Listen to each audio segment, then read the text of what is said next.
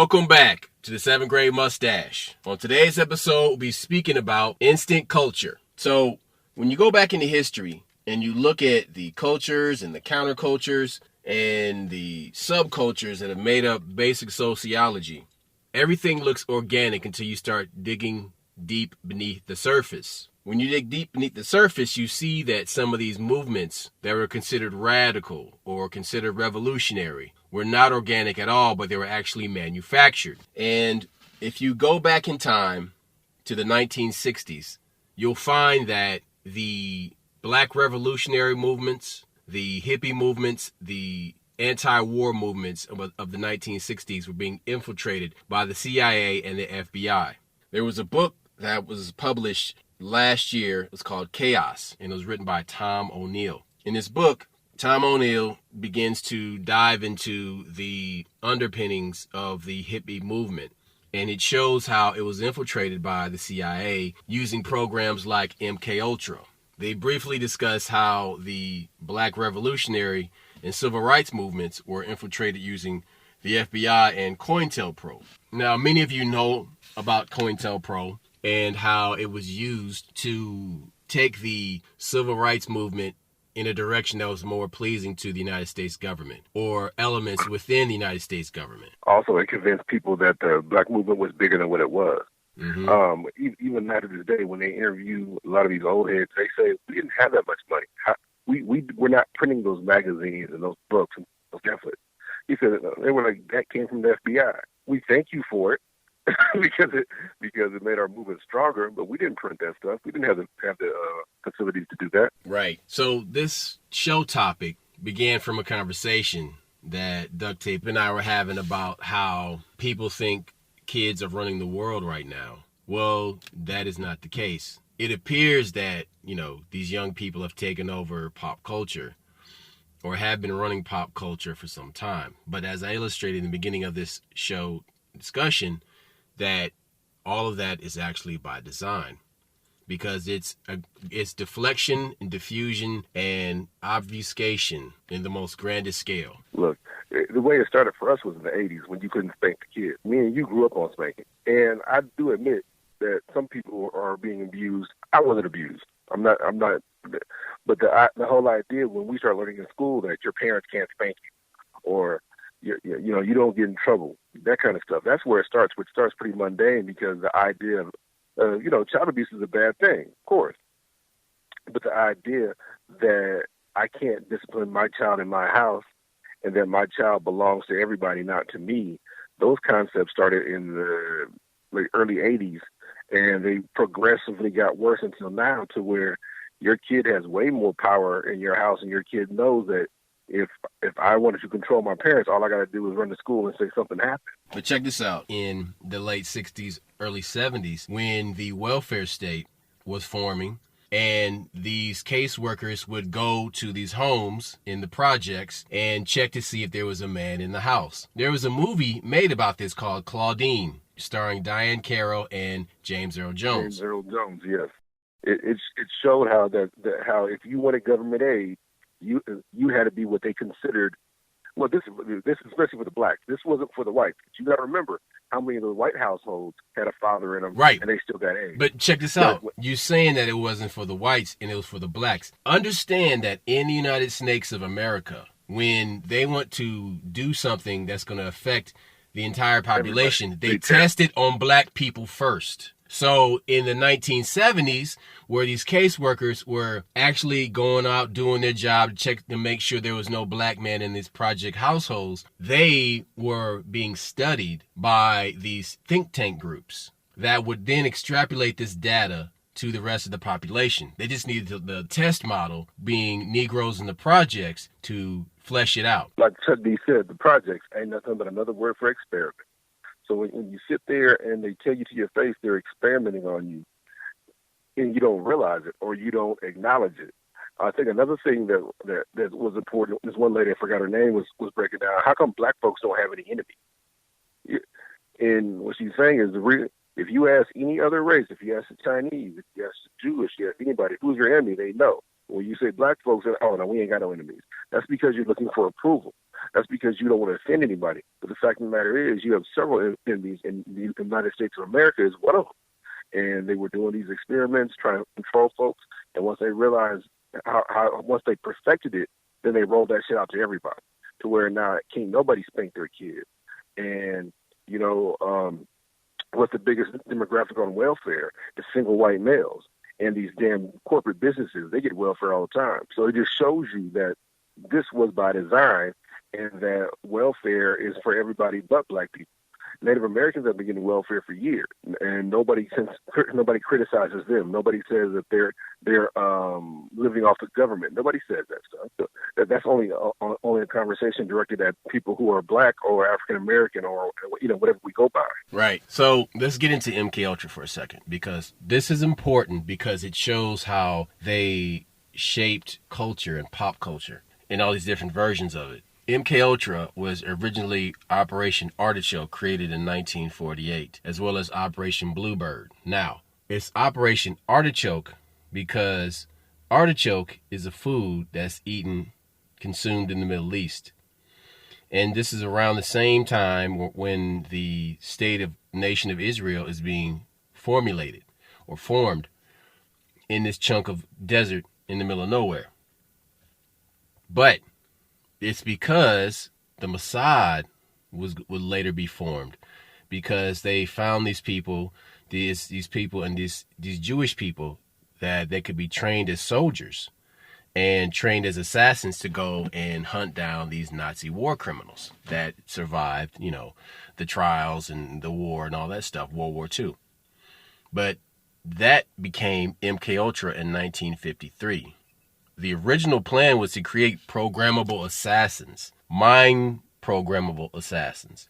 So sleepers that could be be turned on, Manchurian candidates, just like the movie. Yes, exactly. I'm talking about the original Frank Sinatra Manchurian Candidate movie. LSD was a mind-altering drug that they thought that we could wipe somebody's memory completely and lay over the personality or the information that we wanted. But they had to test it out. So government, law enforcement, and intelligence agents infiltrated seemingly organic social movements with the aim to shape and steer the direction, ultimately toward their self-destruction. Now, COINTELPRO would use black agents or informants to commit crimes. They would get criminals that were released from prisons and have them sent to these black neighborhoods where they knew the Panthers or civil rights activists were getting groups together. And so they would get students too.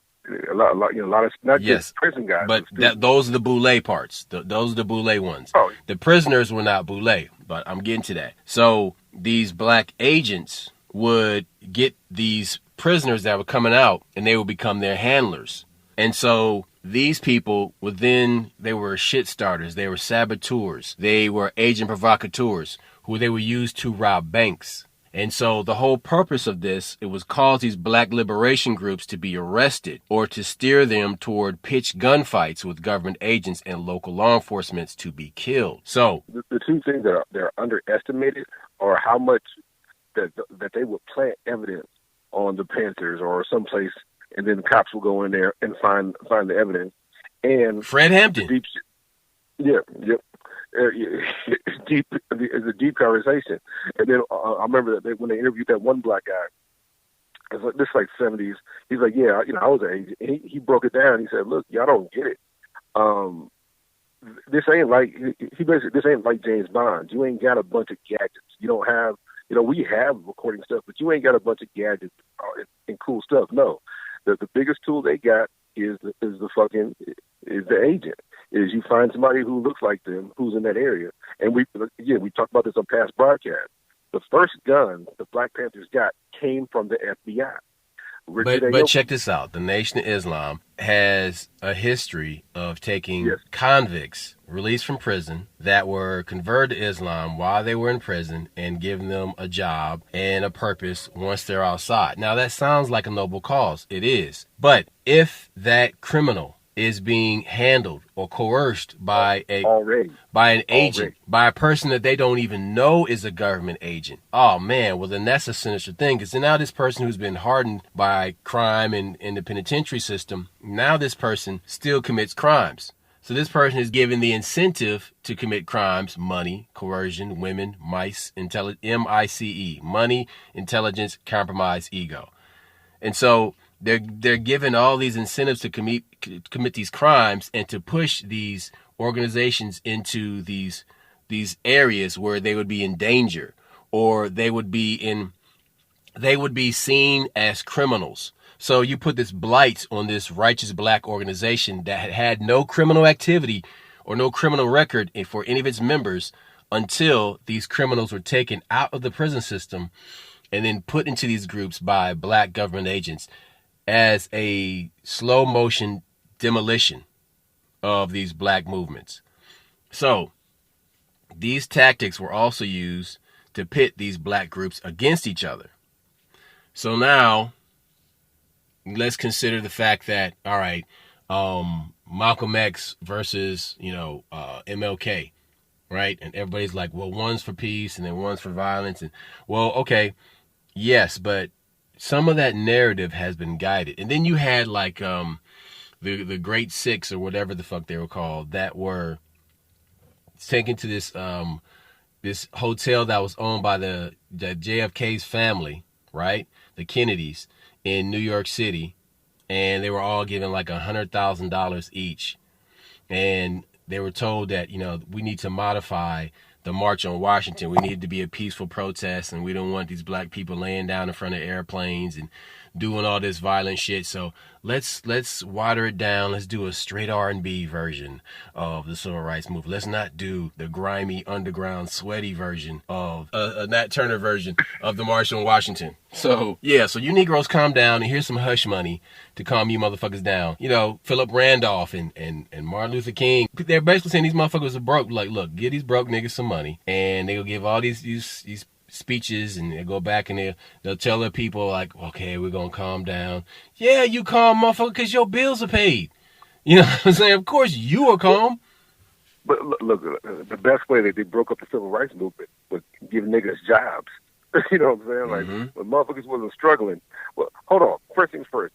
Black middle class is what funded the civil rights movement. You know what I'm saying? That's the truth. Don't let nobody ever get it twisted. We had money. That's how we funded Martin. But what's even crazier is how churches were so instrumental in this entire process. Period. And that's not talked about enough. But also, how did they get rid of that? They gave the church money. When George Bush started giving the black churches money, all of a sudden the black church's voice was different. You know what I'm saying? And that's a big deal. The other person, when you talk about the FBI using criminals, was that Gregory Scarpa. We talked about it in past podcasts. Gregory Scarpa was a mafia capo. He was a head of the family, and the FBI used him. He tortured. The way the FBI found out about the Mississippi burning and all these different shit down south is they sent this guy down there, a white guy, who was Italian, which technically Italians really like in the South, but he goes down there and he hooks up with a Klan dude at the damn local bar, becomes friends with him, starts talking about nigga this, nigga that. Then he tortures him and finds out where the bodies are. And so this guy was an FBI agent who was literally a mafia don. Well, he was a capo. He wasn't a don. He became a don. And so they would use him like whenever they needed a difficult situation and they needed somebody who didn't mind fucking people up. They would call that Gregory Scarpa dude, and he would go fuck them up, and they would find out the information. So the FBI was not above using criminals or planning criminals in different situations. So it just shows that, look, like these movements that seem organic that's what this is about. Is that people literally don't recognize when they see these puppeteer strings. Like, that don't make sense, or that was awful convenient. Yes, it was. And so, like I said, these movements, they right now the big deal is, look, we're going green. They love to hit you with, well, don't you want to save the planet? Well, yeah. Not realizing that they're implementing shit that fucks with all of us. That has nothing to do with it. It's more about control. Yeah, we just need you to recognize that shit. But check this out though. So one of the last black revolutionaries going hard was a guy that was born Hubert Gerald Brown, October 4th, 1943. Formerly known as H. Rap Brown, now known as Jamil Al-Amin. Okay? This guy is doing a life sentence in Fulton County. Fulton County is the county of Atlanta that Atlanta is in, okay, in Georgia.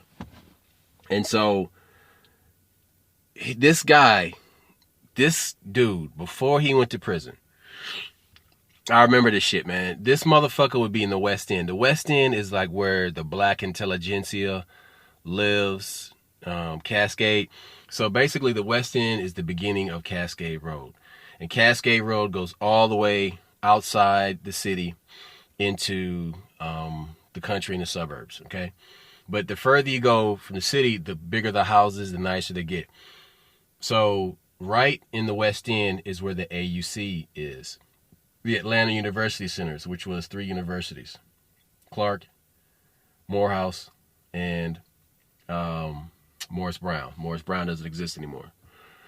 So you have a lot of black professors and doctors and lawyers who live on Cascade Road. Okay, and like now all these white people are trying to move in and like gentrify Cascade. That's not working out, but they're damn near trying their hardest though. So anyway, H-Rap Brown, Jamil Al-Amin as he was known at this time, this dude will walk around and basically he would put dope dealers on notice, hey, you ain't selling that shit in this neighborhood no more. Like, this motherfucker was old school. He was the last of the old school real ones. And he put, he fucking put a gun to a lot of motherfuckers' head and let them know, like, hey, you gonna stop or you gonna die. Like, that was the ultimatum. This motherfucker was a Panther.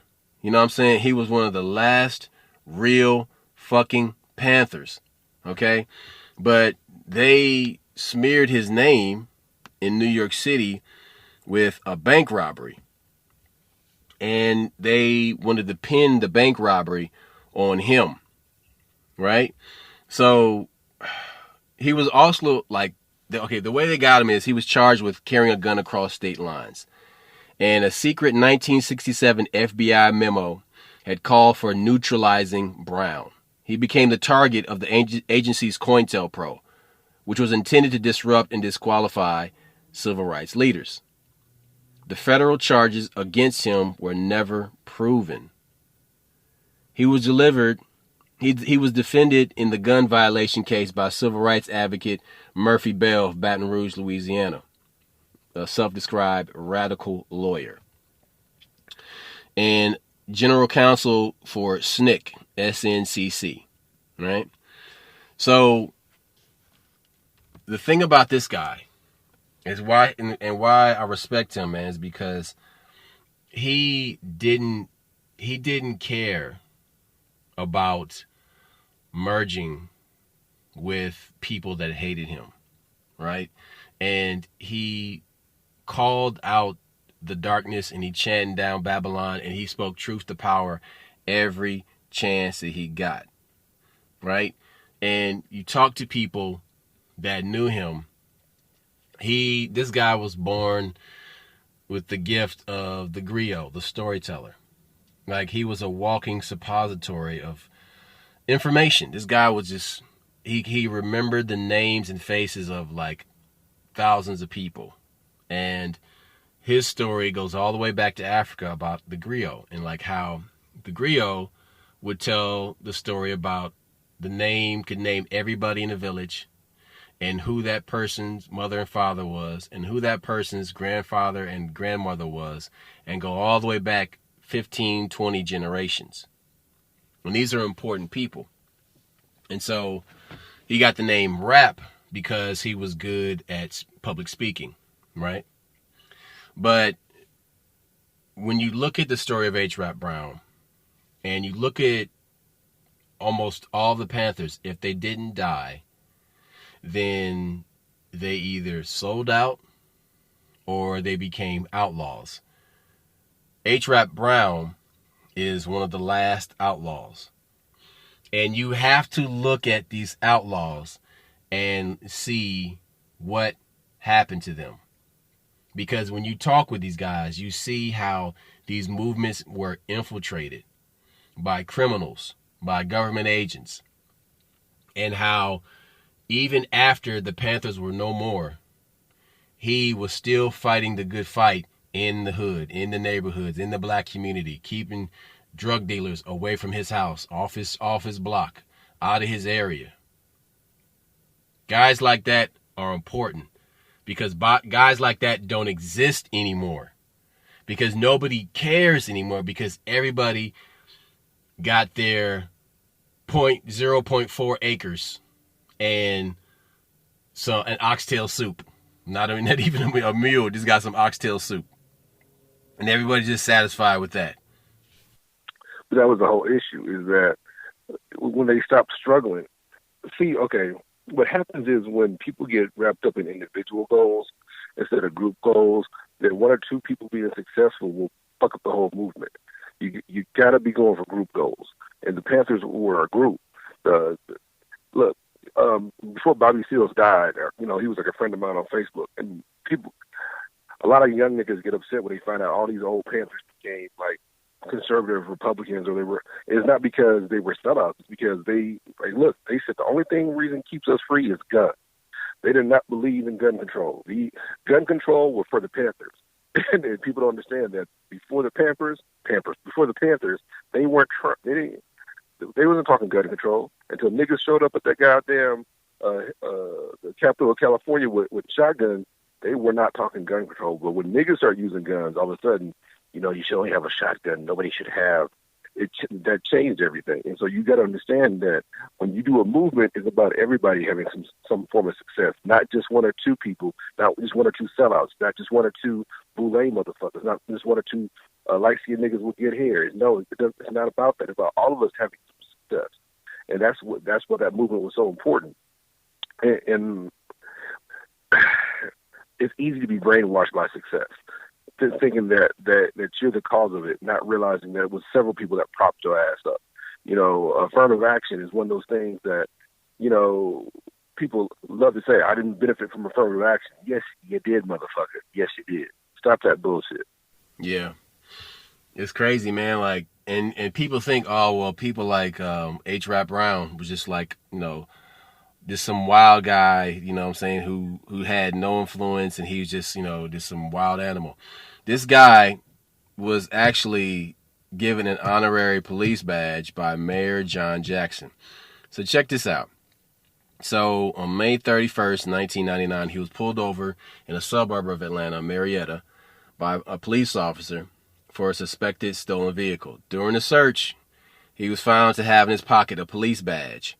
He also had a bill of sale in his pocket explaining the possession of the car. And he claimed that he had been issued an honorary police badge by Mayor John Jackson, a statement which Jackson verified.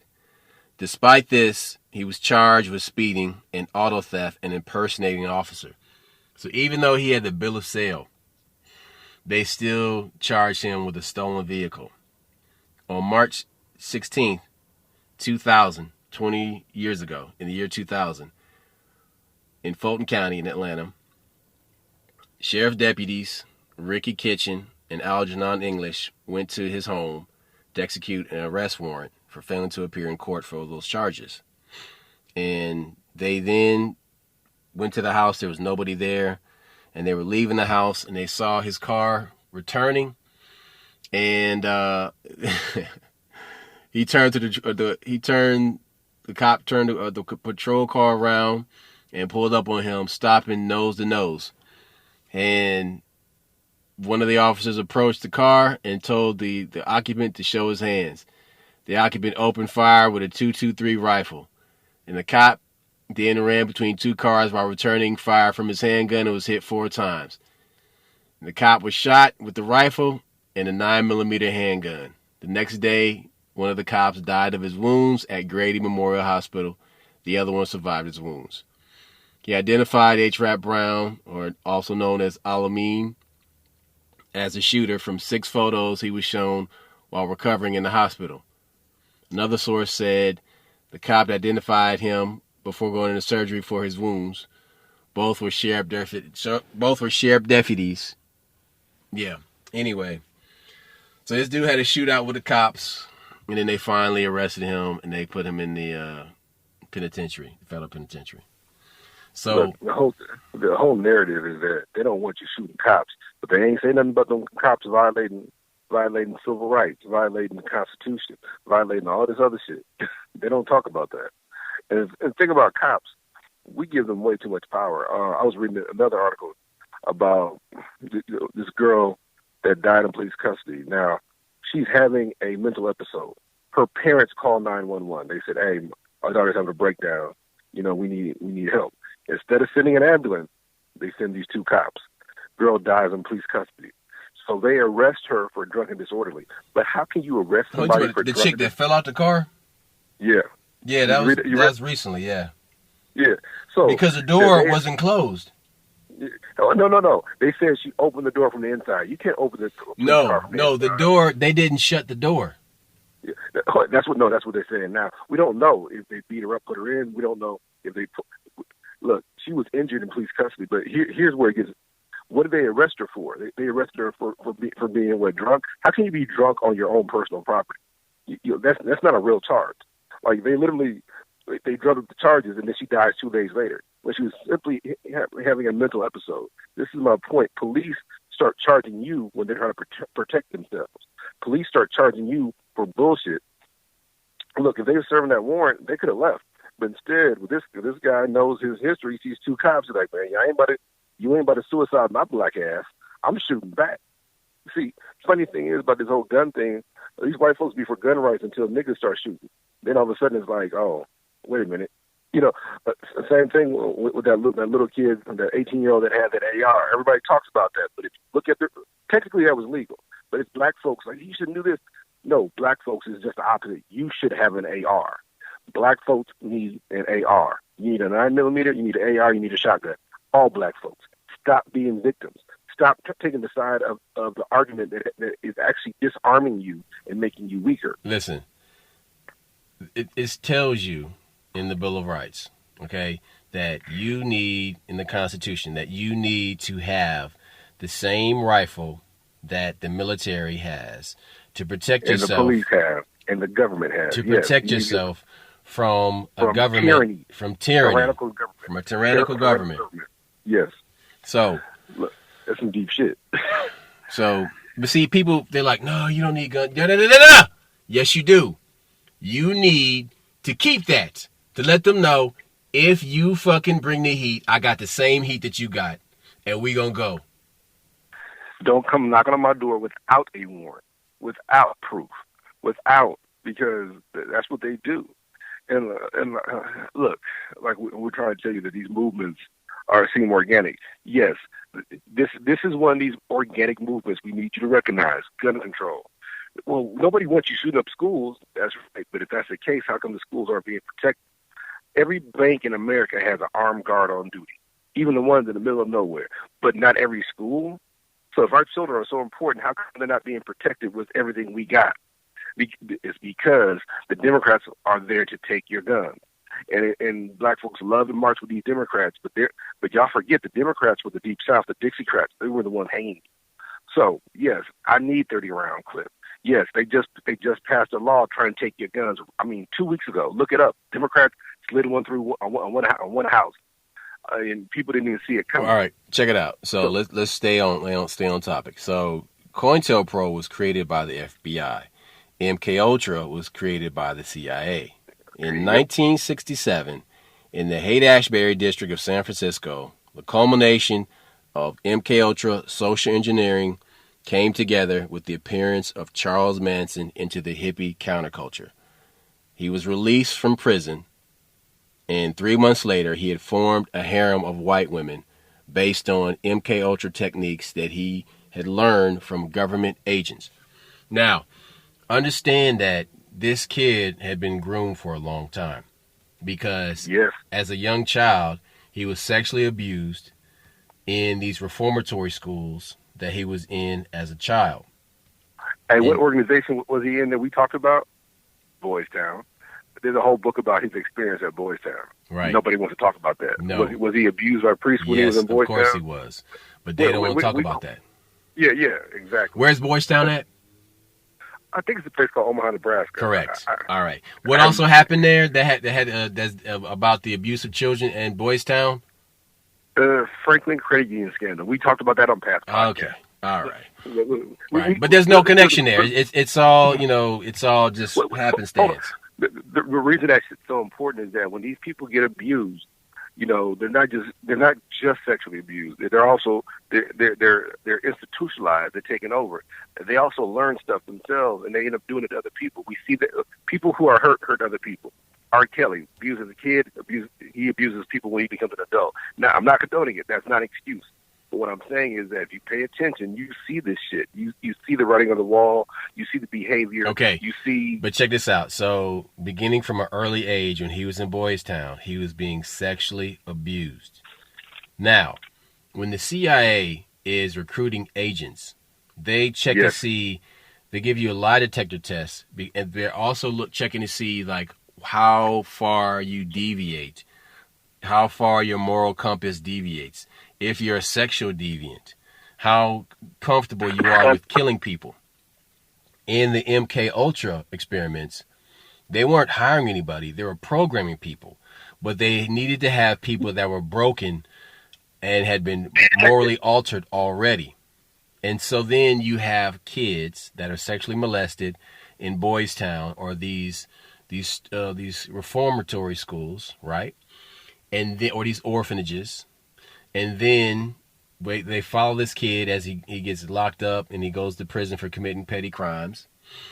But he develops talents as a musician, so that helps him when he gets out of prison because he uses that once he leaves San Francisco to go to Los Angeles where the music industry is, and he's trying to get a record deal.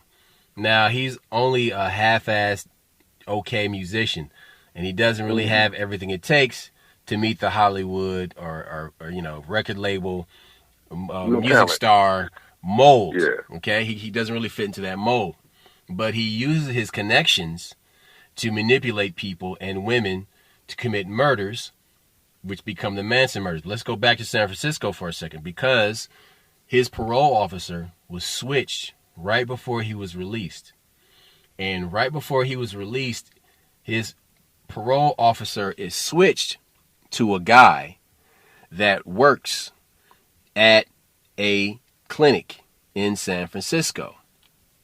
This guy named Roger Smith was Manson's parole officer. Smith also worked at the Haight-Ashbury Medical Clinic, the same clinic that was used as an LSD distribution hub for the MK Ultra projects. The same clinic that they use LSD, or they would collect LSD from, and they would give it to hookers that were being used to give it to Johns to study them in a operation called Midnight Climax. So, this medical clinic was a distribution hub for LSD that was being distributed by the CIA.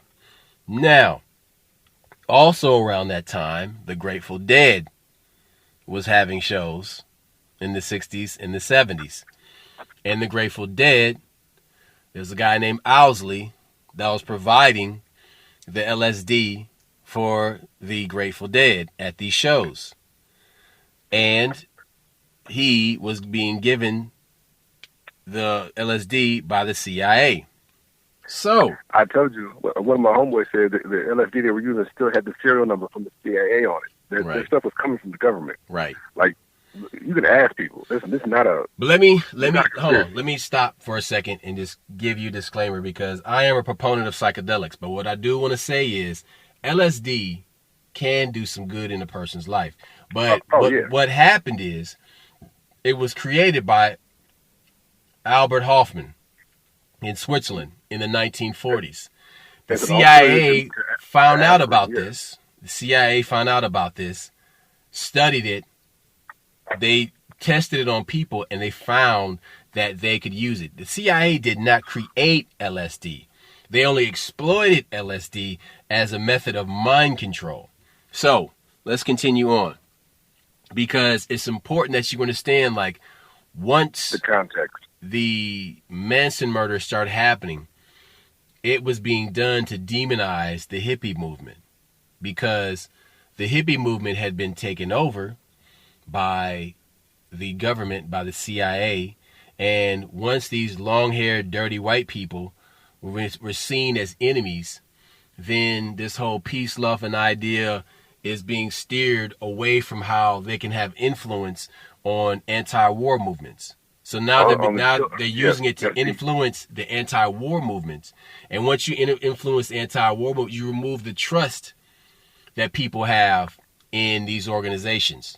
So what was once something that started as something organic that was against the war in Vietnam was now being diluted with rape and murder.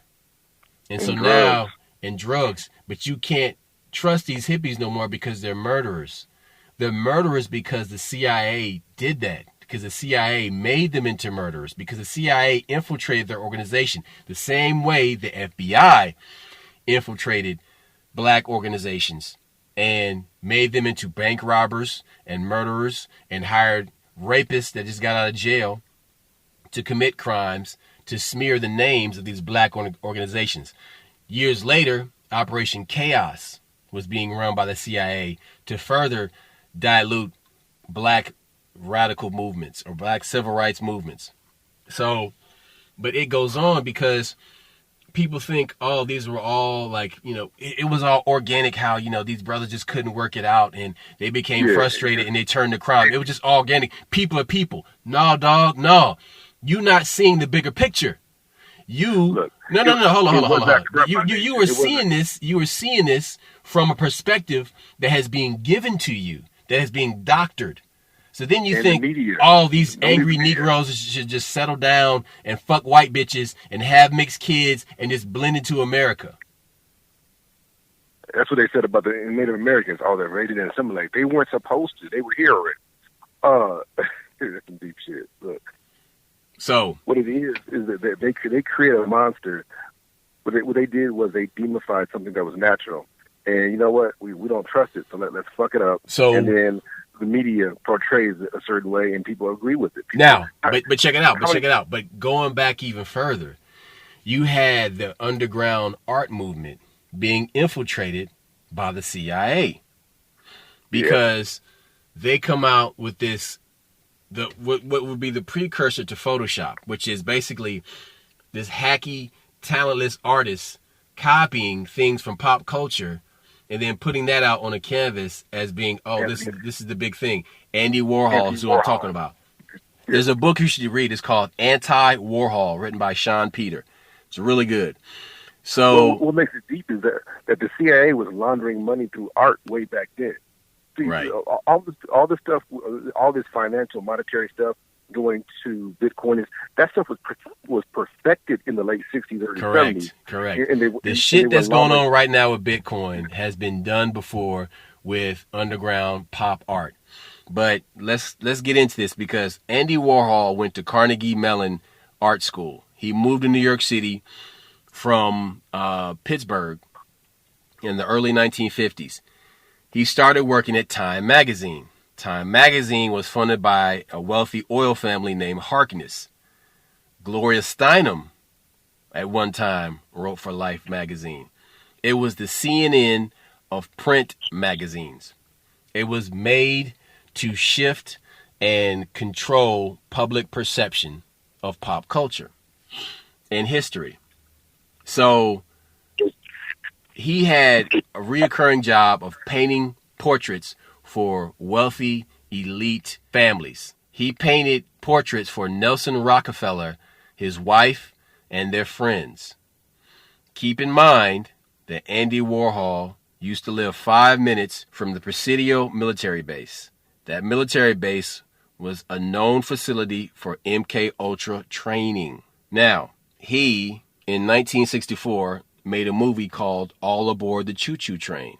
It was a semi-snuff film that was showing a 14-year-old kid stabbing himself and mutilating himself naked with a knife. He was also hired to photograph the official photograph montage of the JFK assassination. Are you people hearing the pieces of the puzzle that are coming together? This guy basically painted portraits of Nelson Rockefeller and his wife. The Rockefellers, okay? When he lived in San Francisco, he lived 5 minutes from the Presidio military base that was used for MK Ultra training, all right? He made these snuff films or these softcore porn movies for Bohemian Grove members, okay? And then he photographed a montage of the JFK assassination. And showing his connection to this. Pay attention to the connections. So many of these crazy art guys, if you pay attention, or even the ones that you thought were hippies, all had parents were in the military. They all lived on military bases. They all had some military connection. Jim Morrison, his dad was a high-level admiral. Admiral, yeah. There's always a connection to the military. A lot of these bands, a lot of these psychedelic rock bands from the 1960s, their families were in the military, okay? And Courtney Love, her dad was high-ranking brass in the military, and she was passed around for sexual abuse as a preteen and teenager. So look, but that was by her mother, though. It was her dad. It was her dad. But listen, it was some crazy shit. Yeah. So check this out. Now, Warhol was shot by a woman named Valerie Solanas. Solanas shot Warhol in his office on the 6th floor at 33 Union Square West. I'll say it again. The office was at 33 Union Square West on June 3rd, 1968. She was carrying 2 guns. Solanas was a radical feminist known for writing the Scum Manifesto, which she self-published in 1967, and she attempted to kill Andy Warhol in 1968. She did shoot him, but she didn't kill him. She had a troubled childhood, reportedly suffering sexual abuse from both her father and grandfather, and experiencing a volatile relationship with her mother and stepfather. Earlier, in 1968, she went to visit a man named Jeff in a home that was owned by a Bohemian Grove member in California. That man's family sold military equipment to police departments in Australia. Now, think about this. This chick that was involved, this white feminist that was involved, that was sexually abused, that was involved with Andy Warhol, goes to the home of a Bohemian Grove member who sells military equipment to police departments in Australia. These people are well connected to the military-industrial complex. All right? In the same area where the Presidio is, where they have MK Ultra. When she went to go shoot Andy Warhol, the word she said is, "I have to do this." Meaning, as in, I'm programmed to do this. Go ahead. Look, all I was saying is that it was necessary to stop the hippie movement, the peace movement, love and peace movement. Because you had to control public perception that the war is bad. You don't want the public thinking you need support for the war. So you got to shut these dirty, long-haired white people up. So let's we have to change the public perception of them. Let's make them into somebody that is murderers and can't be trusted. Yeah, these guys are talking peace, but they're really killing people on the side. Aren't you scared now, America? Aren't you scared? You know, you don't want your kids hanging out with those people. That shit. And so it was very important if they were going to keep the prison industrial complex and the military industrial complex going. It was important that any talks of peace are done away with. The same thing about King. Remember, they said King was fine until he started talking against the war. Now, when King started talking against the war, all of a sudden, now he's a problem. Now he got to go. Yeah, because that's how we make our money. Because he realized that he had integrated his people into a burning house. Yes. Yeah. When you read the stuff he was saying towards the end, you know. He's waking up. He's waking up, dude. How similar he was to Malcolm. Him and Malcolm, they started out over here, but they came together in the middle. Malcolm became more aware, and King became more aware. And so they had to be killed. They had to. It was necessary. Let's go forward to the 1980s. In the 1980s, you had the Satanic Panic. And that was all about heavy metal music and the imagery of Satan worship. Drug Now, use. but that's only part of it though, because it is well known that there are satanic forces that control the music industry. That's true. Of course, they're going to allow anything that builds their brand up to promote them. And so that's why for a short time you had in music videos and on records and on album covers and in concerts, you had these upside down pentagrams and flames and all these songs about darkness and the old ones and all this shit. So let's flash forward now to the 1990s. Let's talk about hip hop. Because, well, all right, so we had our thing in the 80s with metal and devil worship.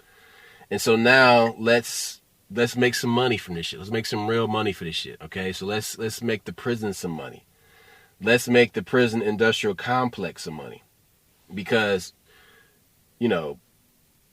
back in the day, if you wanted to watch a new music video, you turned to BET or you turned to MTV. But both of those are owned by Viacom. And Viacom, they're owned by Viacom now. They weren't owned by Viacom back when we first started watching that shit. Yeah, but there was no. The thing about hip hop though, like it hadn't been infiltrated by the prison industrial complex at that time. No, it was organic, completely. Right, but it's working its way to that. So first, what do? We have to create the problem and then come with the solution. So how do we do that with crack cocaine? So look. I got this guy in South Central Los Angeles. His name is Freeway Rick. Freeway Rick is going to get this crack cocaine and he's going to put it into the black community and get these people hooked on this crack. It's going to make some money for the cops and the local law enforcement. All right? That means that money, the old military equipment you can send them, they can put it to use and everybody's going to get fat off of this money that they're going to make. Yeah. But Blondone was a CIA agent. Yes. And what he was doing, he was funding Reagan. What his budget was like, it was a $19 million. Congress only authorized $19 million for Reagan to give to the country. That's not enough to start a war. But this is the perfect storm of deception and corruption because you have the CIA bringing in the drugs. You have Reagan creating the laws that punish black people but slap white people on the wrist for powder cocaine. Black people get punished for the crack cocaine, which is 10 times worse than the powder cocaine, arrest. It's so equivalent, yes. Exactly. So, Viacom in the 90s, when you start hearing gangster rap, buys BET. But Viacom already owns MTV at that point. Okay? They then buy BET. And you see this shift in the programming at BET once Viacom buys it. So Time Warner also owns many smaller other record labels. Okay? So Interscope is the one, the big one that we all know about. Yes. Interscope is the one. Death Row. Fuck with Death Row. Okay. Fuck with NWA, all them cats. Interscope also put out Tupac's first album. So check it out. Yep. So Viacom's top shareholders are Vanguard and BlackRock. Okay? And they control the programming that will encourage criminal behavior. Because BlackRock says, look, we're going to buy these prisons, but we need a guaranteed 90% occupancy. And then BlackRock is the largest investment firm in the world. Hold on. They're the fourth arm of government. Check it out. So then they tell Viacom, hey, I need you to make it happen. Viacom then sends that messenger down the line to, the record labels first. And they're like, hey, we need to play this degenerate ass fucking music that's going to destroy the black community. Cool. And then at some point when this stuff starts to come out, the program directors, the owners of BET and MTV, or the controllers of those two TV stations, are told, this is what you're going to play. Either you get with the program or you go find a job somewhere else. And so that happens. Now, 90% of what Americans read, watch, and listen is controlled by 6 media companies, right? Corrections Corporation of America is Vanguard Group Incorporated. BlackRock is the second largest holder in Corrections Corporations of America, second only to Vanguard, and it's the sixth largest shareholder, and the sixth largest shareholder is the Geo Group. Okay? Now, check this out. More than half of $80 billion spent annually on incarceration by the government, by government agencies, is used to pay the thousands of vendors that serve the criminal legal system. They are healthcare providers. Is funded by illegal money. Check it out. The healthcare system, the healthcare providers, the food suppliers, the commissary merchants, and among others. They have phone service. Don't forget the phone service. They have devised strategies to extract billions more from the directly impacted communities supporting their incarcerated loved ones. Companies like Securus and Keefe charge as much as $25 for a simple 15-minute phone call and $6 for a $20 deposit. Yeah. So if you want to make a $20 deposit, it's going to cost you $6. If you want to make a phone call for 15 minutes, that's $25. Dude. So now here's some information about these companies. So they're listed at different levels of exposure, of public exposure, based on the parent company's on a parent company or investor. So there's Tier 1, publicly traded, which is Target Correctional Exposure. These are corporations that are publicly traded on the international stock market and have a business segment targeting the prison industrial complex in their business model or through the marketing, advertising, or sponsorships. Tier 1B, publicly traded other. These are corporations that are publicly traded on any international stock market that are presumed to be unintentionally or unknowingly engaged in the prison industrial complex. I'm going to read that again. These are corporations that are presumed to be unintentionally or unknowingly engaged in the prison industrial complex. They just saying that to cover their ass legally. Yeah. Look, one of the only blemish on Jordan's record is they found out Jordan had invested all this money in prison, and they were like, "Look, these are the same kids buying your shoes. You shouldn't be investing in his prison." Now, of course, he's not a criminal, wink, wink. But the bottom line is that when you sit here and you make money off the negativeness of black culture, then that's not fair. Okay. Let me finish what I'm saying. All right. So then there's Tier 2. Tier 2 is private equity owned. These are corporations that are privately held and owned or heavily invested in by private equity investors. Tier 3, large privately owned and requires outside financing. These are corporations that are privately held or have or are estimated to have 200 million or more in annual revenues and are likely require corporate financing for growth. And the last one is Tier 4, small privately owned. These are corporations that are privately held and have or are estimated to have less than 200 million in annual revenues. These are billions and billions and billions of dollars invested in these prisons. So I brought all this up about the prisons and hip hop because they had to solidify how this is happening. So there was a meeting in the 90s in the Hollywood Hills at this big fancy ass palace, and the heads of these record labels got together with the heads of the prison industrial complex, and they're like, listen, we need to fill these prisons. We'll give you shares of these prisons, okay? But you have to make music that is going to put people into prison. That's going to encourage them to commit crimes. That's going to create degenerates. That's going to create drug abuse. That's going to create broken family homes. That creates environments for more criminals. How do you keep building more prisons? They were building more prisons because they were building prisons for kids that were 5 years old at the time, that they knew would grow up in an environment against odds on a unlevel playing field that would put them on a trajectory straight to the prison. This is from school, from elementary school to high school to prison. Yep. Either university or penitentiary, where they both make they make money off those. Right. Period. So then, all this gangster rap music, all this shit talking about making crack cocaine, making money off crack cocaine, all this Fuck shit. The police. Well, no, fuck the police is actually legit. Fuck the police.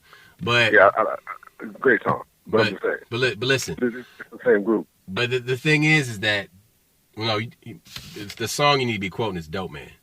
So anyway, dope man, that shit. So, but look, this is what I'm telling you. Like, all this shit was artificially created.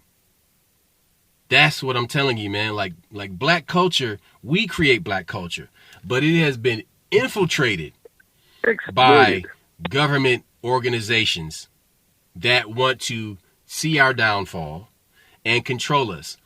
So then when you hear me making a big deal about TV commercials that show no black man with a family, it's you see you see all this light-skinned, curly hair black woman with a white man, or anybody other than a black man.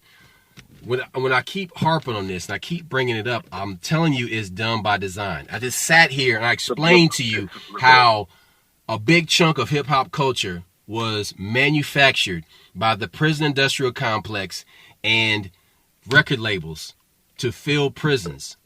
This is being done by design, so that when you're a single black woman and you see these commercials and there's no black man in those commercials, all of that has been done by design, so that you have this idea that, well, I don't have a future with this nigga, but I can get with anybody else other than a black man.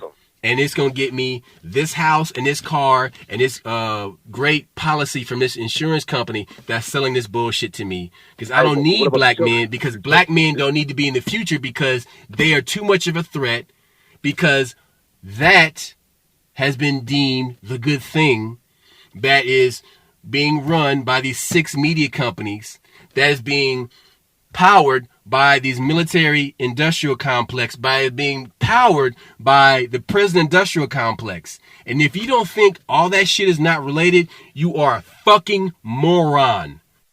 No. Here's we talked about this on a past podcast. I hate bringing up old shit, but check this out. So our boy Mos Def, he had that song called "The Race Is Over."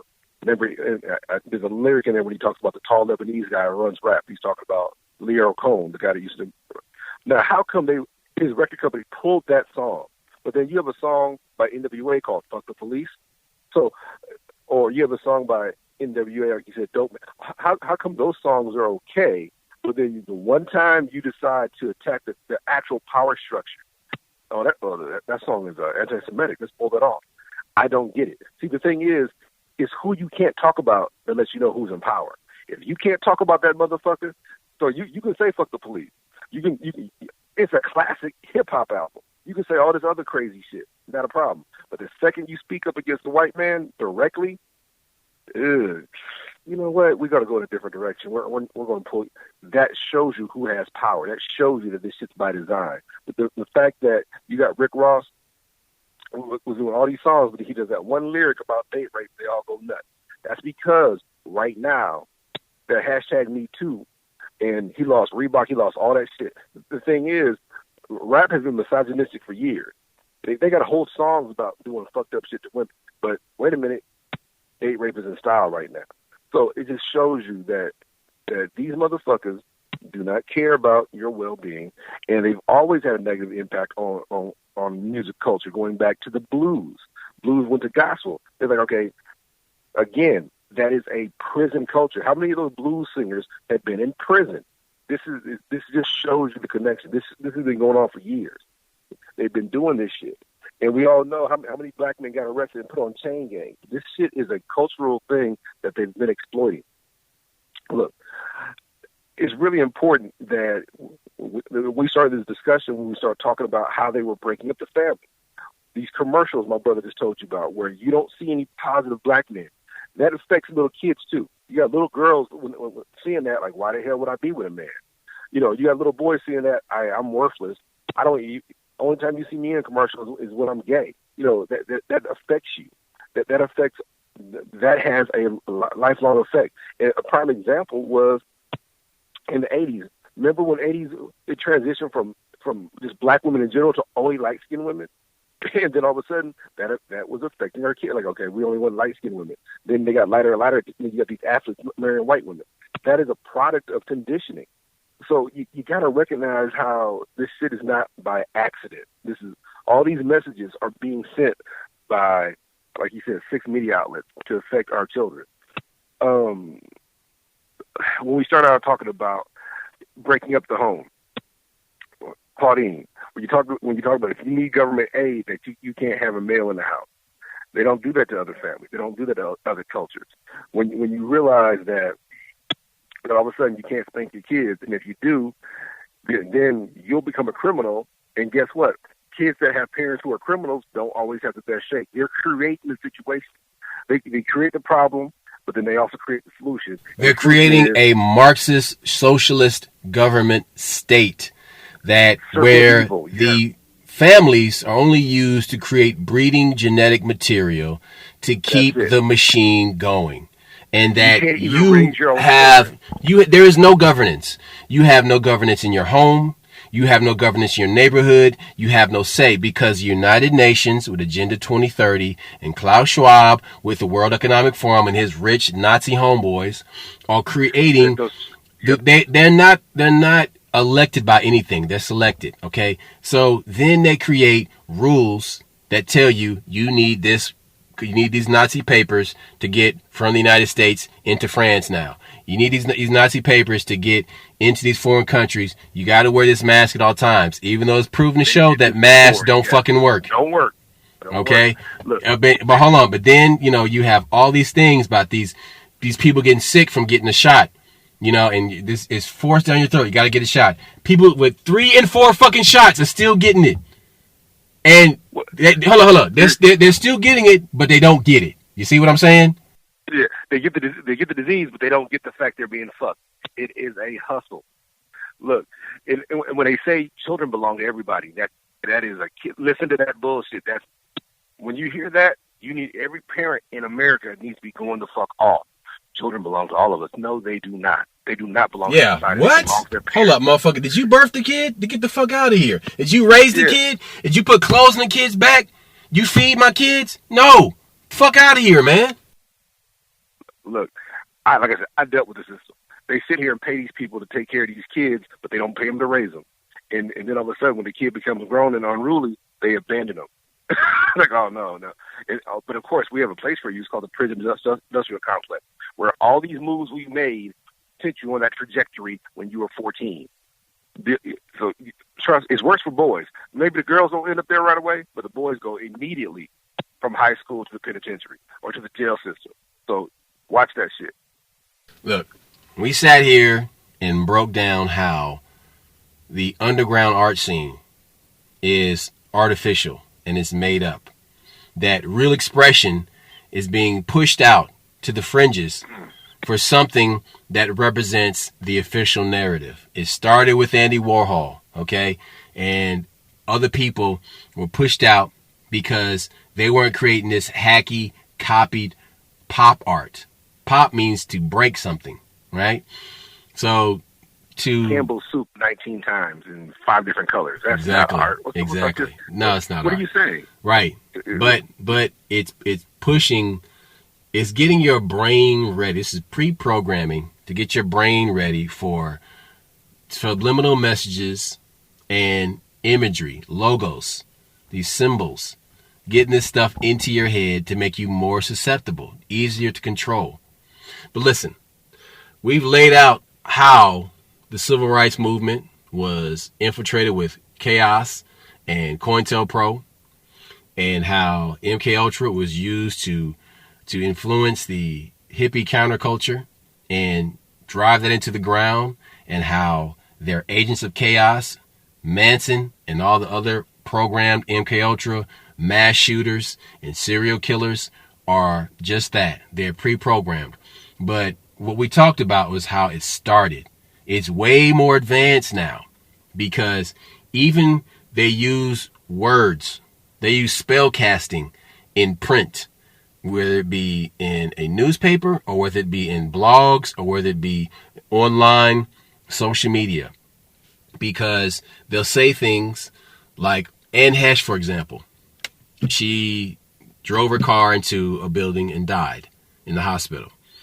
But if you listen to the door ring video that's online, you can hear brakes squealing like she's trying to hit the brakes, right? So perhaps her car was being remote controlled the same way that Rolling Stone reporter who wrote that article on General McChrystal, his car was overridden and ran into an embankment and burst into flames.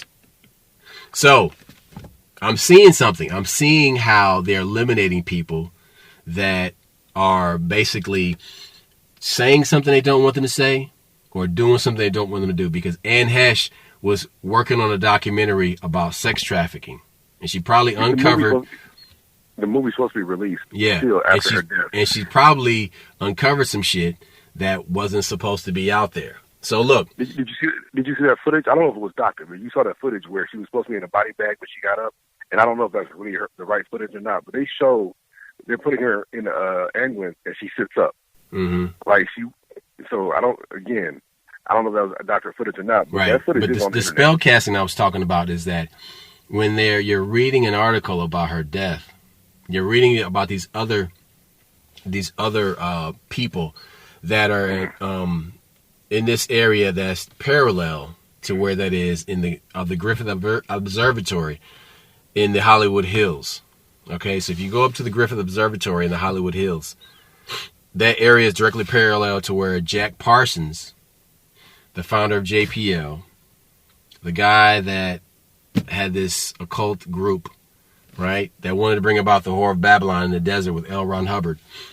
This guy would have these ceremonies to dark arts directly parallel from where this woman had hung herself and then lit herself on fire. How do you do that? How do you hang yourself and light yourself on fire? That's a hell of a trick, because you got to douse yourself in gasoline and then you got to jump, and then so are you going to light yourself and then jump? Like, how are you doing that? It's possible, because if you set the fire on the ground and then you No. gasoline, then you hang yourself up. No. It didn't happen like that. She was hanging from a tree. Yeah, I'm saying, that's why I said it's possible, but it takes a lot of that's really fucking elaborate. But yeah, that's my point. But when you read the statement from the LAPD, it said the case was closed. It was ruled a suicide. But then it said, there you will find gasoline. There you will find all this and that. It's planting that into your mind. It didn't say it was found there. It says, there you will find this, there you'll find that. That's spell casting. Be careful. They're putting it into your head. Anyway, man, look. We just laid out how a lot of culture that people accept for everyday organic pop culture is fake. Or these movements have been infiltrated to get the outcome that best suits them, that paints them in the best light and paints us in the worst light. Okay? So, a lot to think about. Be careful. Use your discernment always to cut through the bullshit, and don't fall for the banana in the tailpipe. Raise your own kids. Don't let the society raise them. They don't care about your children. They will eat their own young. Don't let that shit happen. All right, one last thing. There's this new show that's on FX, created by the guy that created Dan Harmon, the guy that created Rick and Morty, and it's called Demon. There's all these upside down crosses in the imagery of this show. That's gonna get into little kids' head. Okay, little kids will see this shit and think it's cool to write upside down crosses on their body and tattoo upside down crosses and upside down pentagrams on their body. This show is about Satan's daughter. Dude, don't fall for the bullshit. That guy's a pedophile and he's a devil worshiper. If you need more evidence than that, I don't know what else to tell you, man. Seriously. Look, remember the hot dude in Hollywood was Bryan Singer? But when they finally kind of caught him messing with pedophile. Yep, he felt like I said, used to be that guy wouldn't fall off, but that's because his movies weren't doing well. If his movies were still doing well, they wouldn't have said shit. That's all I'm trying to tell you. Right. Look. Yeah, no, seriously. We just laid it out there for you. That's all I got. We out. Peace. Holla back.